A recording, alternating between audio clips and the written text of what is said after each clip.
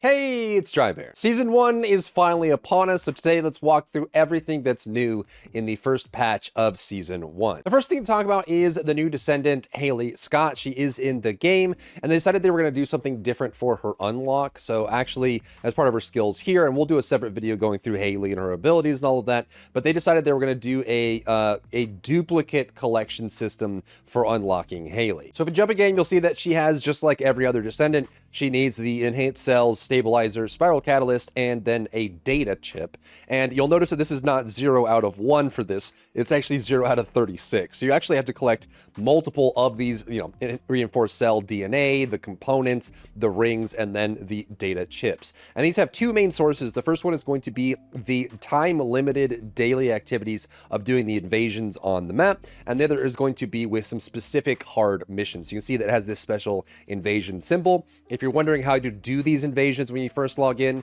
when you first zone into Albion, you'll notice there's a brand new quest line. If you have finished the main quest line and unlocked hard mode, there will be a new quest in the new headquarters, or in the headquarters where Alpha is, that you can accept and start doing the quest line for the invasions. So you'll need to either do the listed dungeons that are there on that in order to get the materials that you need for Hailey, or you need to be doing the invasions for it as well, and you need 36 of each in order to unlock and get her. Luckily, they decided to do it as part of dungeons that you can complete as well. We were worried that it was only going to be the invasions that are time limited and limited by how much you can do per day. You can only do 2 of each dungeon per day on the invasions before the daily reset, so you're kind of locked on that. It is a 100% chance to get 1 of each of these from the invasion dungeons, and then based on how fast you clear it, you can get multiples of those on top of it, and they can only be cleared twice per day, but there are dungeons that you can complete in order to get them as well for long term. Next, the invasion dungeons are again the new seasonal mechanic, and there's 2 things to know about this.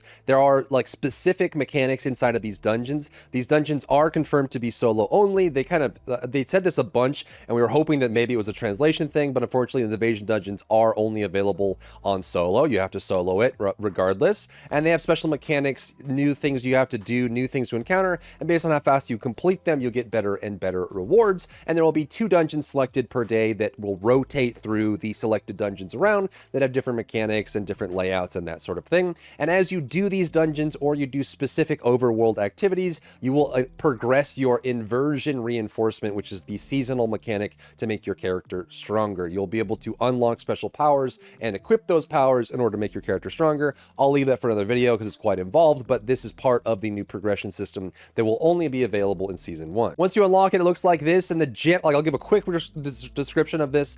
There are 4 unlocks per category, and the categories are specific to a certain kind of thing: healing, damage output, things like that. And you'll be able to use 1 from each of these categories to make a build for yourself with 3 total active. So if you look at just the left side of the unlock here, you'll be able to pick 3 of them total, 1 from each category. You can't have 2 in one category, and that is your build. You can change them as much as you want. On the far right side of the category are, once you've unlocked all of the previous nodes in one tree, one line here, you'll get a permanent stat increase from this final unlock here, and these are always active. So you're encouraged to get enough of this inversion reinforcement XP to get to level 30 to unlock all of these, so that you activate all the permanent upgrades. And then based on the activity you're doing, you'll be able to select 3 of these total, only 1 from each category, in order to give you a specific build that might work for what you're doing. In the overworld, there are missions that will provide you with XP. You don't have to do just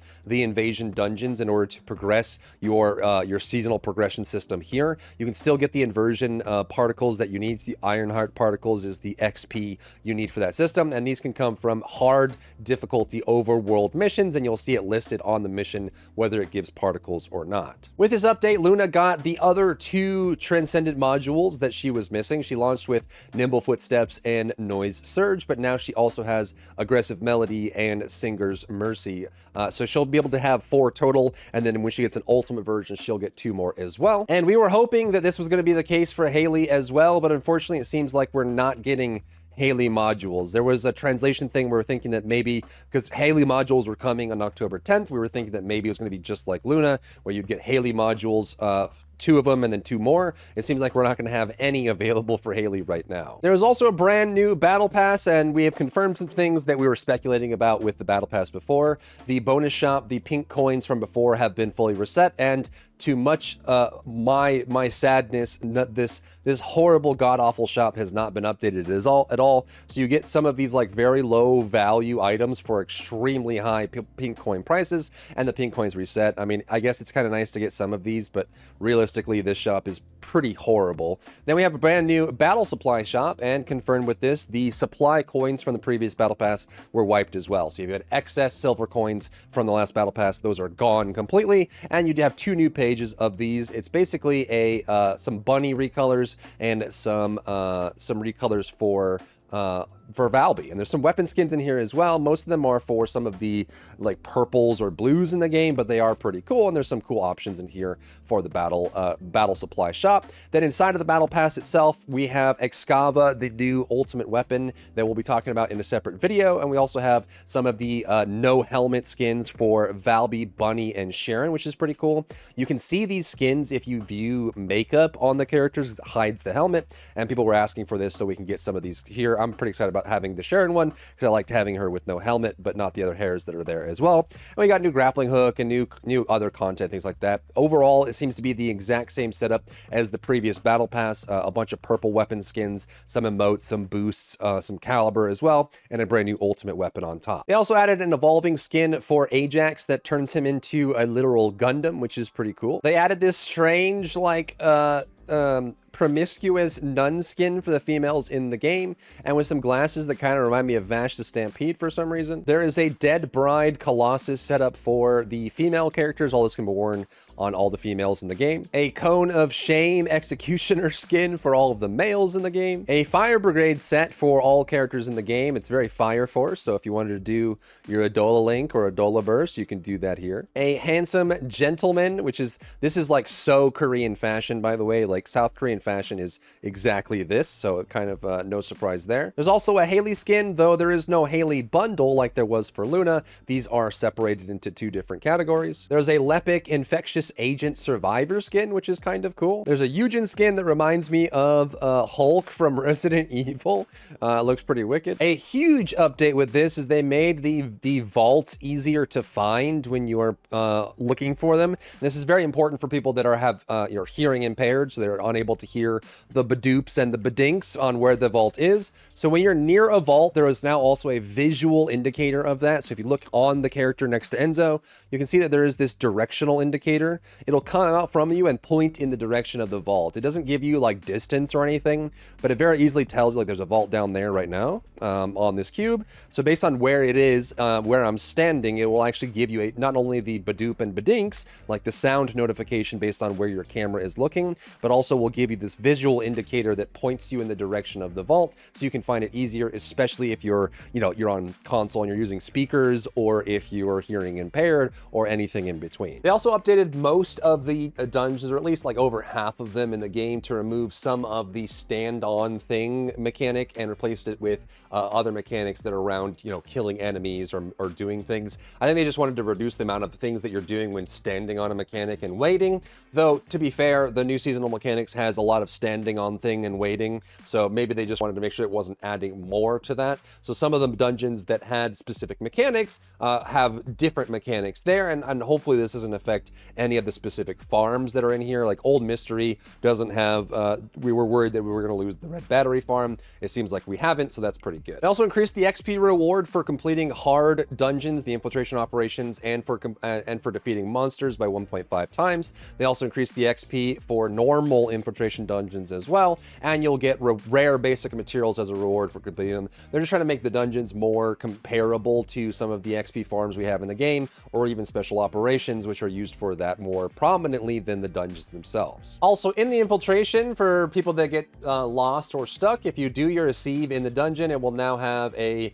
directional indicator that will appear on the ground and show you the correct direction to go in the dungeon itself. So it'll appear on the ground and start beeping along, and it has like this little marker that'll show you the direction. It's not perfect, but it does have a little bit of direction, and there are plenty of dungeons that are actually quite confusing on which way you're supposed to go. They also added 10 new paint colors in the shop, and yes, you can buy them for some caliber if you don't want to farm them or they don't drop. And they finally do have a deep enamel black and a real matte black, which means that we're able to do some like really nice black colors. Before it was mostly like light grays and charcoals, but now we can actually do a lot of black colors as well, which I think is kind of jet black is a very common theme that people like to put on their skins. Then they did a whole bunch of quality of life that none of us were expecting. Monsters will no longer target players who are participating in other missions. This was a big one. I mentioned this in my gripes for the game or requests for season 1. I didn't think it was going to make it in, but I guess it is. This is so if your 2 missions are nearby, your mission monsters won't run off and find someone else to chase down,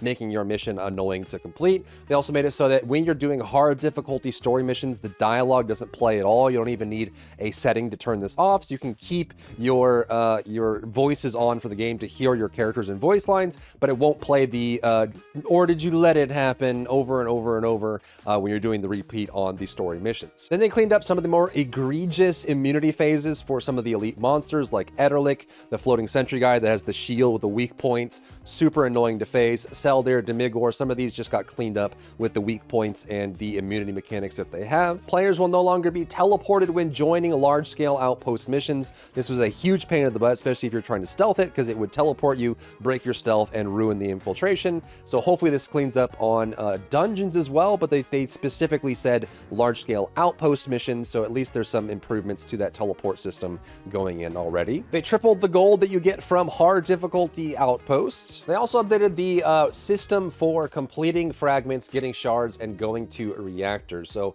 we didn't know exactly how much they were going to increase or decrease this by, but their goal going into this was to be able to do a singular void fragment in the area, get at least enough void shards to complete the reactor, and then change the reactors to only need one kind of void shard, which we thought like maybe they're going to lower it, maybe they're increase it, we're not sure, but they actually ended up increasing it. So now the void reactors here, they used to cost like 45 exactly. So it used to be like 30, what was it? It was like 35 and 7 or like a little bit more. So like 42 to 45 required in order to activate the reactor. Now it is just a flat 45. So all the reactors on hard mode, 45 of a single shard is required. And then if you go to the void fragments, which used to give 22 or 23 total fragments, now they give between 45 and 54. So if they are in the same area as a reactor, they will give 45 of the one that's required to activate that reactor, and then 9 of another one. So you actually get 54, which is over, almost, it's over double what we were getting before.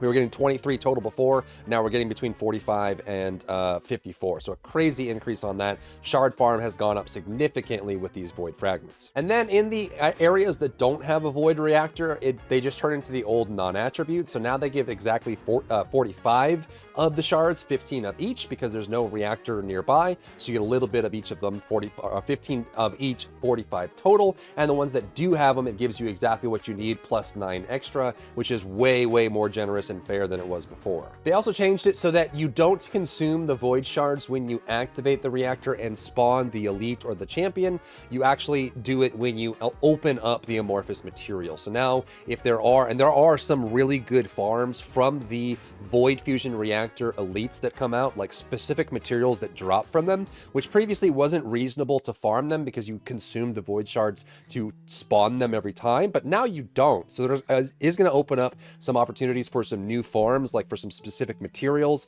that you can actually just use on void reactors that you don't, if you don't consume the amorphous material, you don't consume the void shards, so you can just freely farm them, and it means that anyone that's participating in it can participate in it freely without worrying about their shards going away and then just not open the material. They also changed it so that the reconstructed devices will disappear 10 seconds after all people who were involved in the spawning of it have used it. So if all participants in the original globe spawning have used the globe, it'll now disappear 10 seconds later rather than lingering around for a long time. I think in general this is better for the game. I've heard some people say that they like this because it means that it would create cover for you. You could stand behind them. I feel like that's just kind of an odd use case. You can find other ways to solve that problem, especially with these being nerfed, but I think it's better just for garbage collection and making the game a lot cleaner. On top of the infiltration operation XP increases, they also increased the XP that we get from special operations, and they also increased the amount of shards that drop. Typically, you were getting between 100 and 200 shards from a completed special operation, so if they doubled it, you could probably expect to get 200 to 400 shards. I don't think this comes even close to the amount of shards you can farm from fragments, especially with the new values, but it is a nice way to kind of keep special operations relevant as the activity you do to get a good bit of everything. Next, they added in the system that allows you to change the sockets for the catalyzed sockets on builds. And this works for Descendants as well as weapons. So once you catalyze a socket, you will be able to specify that socket as a type. But if you have sockets where you've done this on multiple, it will allow you to choose between the ones you've catalyzed. And yes, it is retroactive. I haven't heard anyone say that they didn't recover sockets they had replaced in the past. And all the ones that I've done have been retroactively updated. So if you catalyzed it in the past or going forward, it will allow you to choose between these. And you can also do this per setting as well on the setup. So you have your overall module set up for the setting, then you can go and set the actual setup for, like, you can change the socket on it or switch it back and forth and have different options there, and it will allow you to play through those. And if you also want to remove it, you can as well, though keep in mind that if it came out with this as a default setting, you will have to catalyze it in order to unlock the no socket, but you can have that as an option there as well if you want to just remove it or change it or put something on there too. So whatever socket it spawned with, sometimes they come, like Ultimate Descendants come with 4 sockets catalyzed, weapons come with 2, right? So you can actually have that there, but you can now select the empty as an option when you catalyze. So if you want to have this as a non-socket type, you can, only if it didn't spawn with it. So whatever is available for it, you can choose those when you catalyze to create a different socket type for that slot. Huge update here as well. When you're going to dismantle modules, you can go to a specific type and you can select all duplicates. So there was already a system in the game that allowed you to select all duplicates. They previously had no options for combining. Now they have an option. It's not quite the same, but it is pretty good. So you see in the bottom right corner, there is now an option to view duplicate modules only. So what you do when you have this, so if we go to tier Transcendent, we can see that I currently have 5 superconductor modules. If I turn this system on, it will hide all of 1 copy of every module. So if I turn this on, you can see now it's only showing 4 superconductor modules, and that just allows you to freely go through and select these to combine without accidentally removing your last one and then removing your ability to use that module. So you still can't, like, go through and select these for combining in the mass amount, but it does mean that you can prevent yourself from deleting your own one module, which is an improvement. They also added in a loot filter of sorts. It doesn't auto dismantle for you, but it will auto mark targets and items as junk if they don't meet your specifications, which is a huge improvement overall. So firstly, let's look at this. This reminds me a lot of the Lost Ark auto loot, auto dismantle system, and I'm glad for it. It's one of my favorite systems. So you basically, for weapons, reactors, and external components, you can set minimum requirements for items that come into your inventory. If they don't meet these requirements, they will automatically be set to junk, and you can just dismantle them whenever you want. So you set like a tier or lower. The way this works is that it is a equal this or below gets marked. So if it's rare tier or lower, so purple or lower, it'll automatically get marked as junk. If it's level 100 or lower, if it's, you can all have it set, like if you have an upgrade for a purple reactor, you don't want it to set that as junk, you can have it exclude items that have been upgraded. You can also dismantle all designated options for whether unused or used, and then you can set stats as well. Say you don't want specific ones. You can even have this go up to ultimates, like always mark dismantle if it has display time on a sieve, because I don't care about this stat, that sort of thing. And that way you can always, keep items that you need and care about and get rid of items that you don't. You can set this for reactors and external components, and you can also set it for weapons as well. This will just do like weapon level, weapon tier, and I would recommend keeping exclude on if you have any purples you're leveling up, like Silly Weeper, Eternal Willpower, Tamer, all the purples that are pretty good. Make sure you exclude that so it doesn't automatically mark those and get rid of them, though if they're favorited, that has the same effect as well. They also tried to make it even clearer for the external components and the reactors as well. You'll notice there's a bunch of new icons. So when you log in, the icon color for the reactor will tell you the element. So you can see these green ones are all going to be toxic skill power boost ratio, toxic skill power boost ratio. Then the kind of icon will tell you what the secondary stat is. So on this, you see that it says toxic skill power ratio in the middle, and then it says tech skill power ratio. All tech reactors will have the old icon. So if you look at this, this is fire and tech. This one is toxic and tech.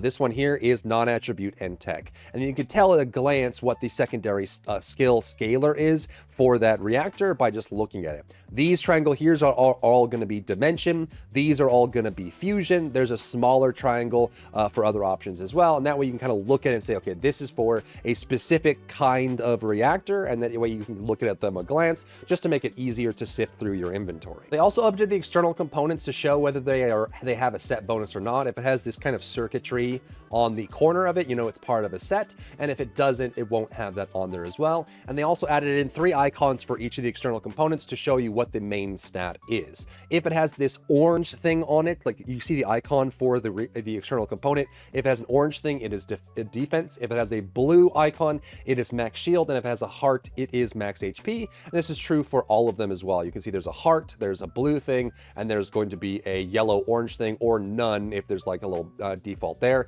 But you can see that just by at a glance what main stat is on that external component to make it easier to read. And they also updated the preview here. If you look at the bottom right, like if you go to your components or you go to your weapons, you can see how much of your inventory for equipment is shared between each, how many are components, how many are reactor, how many are weapon. And I think this helps new players understand that the amount of equipment slots is shared between those 3 types of items and makes it a lot clearer, which is cool. They also increased the amount of shape stabilizers you can hold on to. I'd be curious to know if anyone knows offhand how many shape stabilizers you could have before. I believe it was 6, by the way. It was single digit, like 6 or 7. I think it was 6. Anything over 6 for shape stabilizers, it would go to lost and found for your extra. In this patch, they increased the amount, and I wonder if people can guess what they increased it to. 6 to 7? 6 to 8? No, they increased it to 100. So you can now have 100 of each of the shape stabilizers inventory before they start going to lost and found, which is a huge improvement. They also added in research favoriting. So when you go to Anais and go to your research, you can actually mark something as tracked. I was hoping this was going to be a little more extensive and that you could actually mark this and it would show you on the map or on the list for Colossi which ones you need to do to finish your marked research. But all it does, which is still useful, is you can favorite or track a research, and there's now a tag or a category on the research screen that allows you to track these. I think you should always have energy activators and the catalyst listed here so you can just very easily reach them, but you can kind of just easily track the ones you're trying to complete and the ones you're not, so you always have this list here, which I think is still very useful. They also added the ability to buy multiple catalysts and multiple activators in the shop. In case people were actually buying these for real money, you can now buy them in bulk. They also went through with all of the changes and even some more that we weren't expecting for Jayber, Blair, and Ajax. We went over these at length in different videos as well, and we'll probably cover these when we go over these characters more in depth, but there is a lot of really good changes in here. They fixed the skill power modifier bug for Jayber. They did some really nice quality of life changes for Blair that gives him a lot more freedom in how he handles his fire zones and his burst damage, and they did some really huge buffs to Ajax as well, making some of his abilities very strong. Multiple charges of Void Walk, making body enhancement a lot more useful for enhanced abilities, things like that. So really great stuff if you play any one of these 3 characters. But they also added the same quantity system to any of the adjustment enhancement materials. Unfortunately, they didn't add it for the things that matter most, but you can now do multiples of these if you really wanted to. So you could even go to some of these and choose the amount that you want. Previously, you could only do these in certain chunks, but now you'll be able to do like a lot more. The highest you could do on these was 200 before, and it's still going to be, let's see if the gold is the same. So if I do this, yep, it's still 3 million gold, and then you could do 7.5 million to craft more of these at once, but it does give you a little bit more freedom on these enhancement materials that are a little less prioritized, but still useful. And it also means that you can actually use these while you're researching other more long-term options, just to make sure that you can keep up with that kind of progress. And they updated like a lot of these best used reduce like damage reduction modifiers, like incoming damage, like auto immunity. They updated the ones that weren't quite as high to be equal to the same amount. So they'll also be minus 10.5% damage reduction, which is really nice. And they also did a whole bunch of bug fixes and cleanups for things as well, which is really, really nice to help you understand like what's going on. So that is the patch overall. We'll dive into all the specific systems, the invasion systems, the filters, the new Descendant, the new weapon, all of that in future videos, but I wanted to cover like a review in game of what's going on, so I hope you enjoy. If you found value in today's video, leave a like down below, leave a comment for the algorithm to help this video get seen by more people, and don't forget to check out my other channels for other content and other stuff and other things.